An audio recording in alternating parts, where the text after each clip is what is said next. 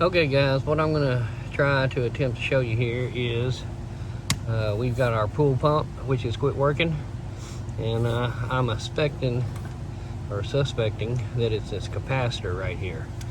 And you might be able to save yourself a few bucks if you got an electric motor that's gone out, just by changing this capacitor.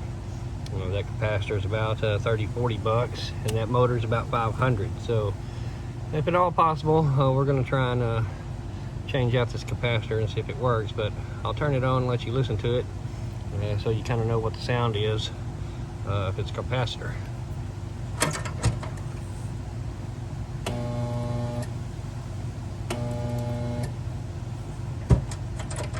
See that? It's just kind of not quite enough juice to get her going. So we got a new one here. It's not exactly the same size, but it's within about, I believe it's maybe 5 ohms, I think, or 5 amps. So we'll change this out here and see if it works.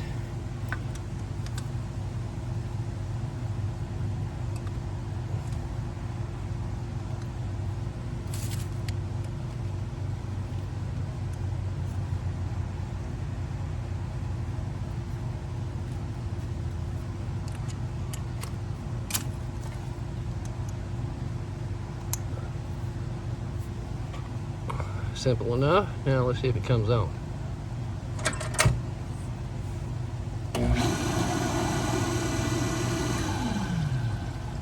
You hear it running, so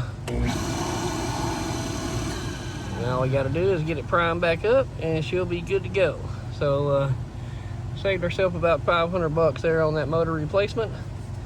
We'll go ahead and get our little capacitor back in there.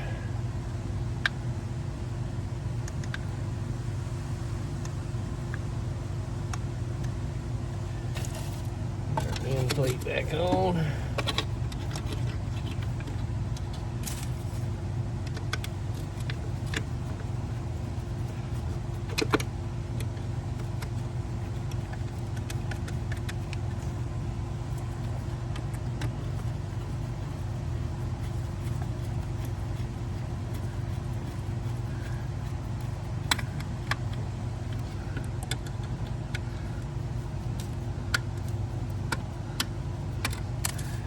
So just a couple of minutes to replace said capacitor, and pump's back in operation. Hope that helps. Thanks for watching guys. Like, share, and subscribe. More to come.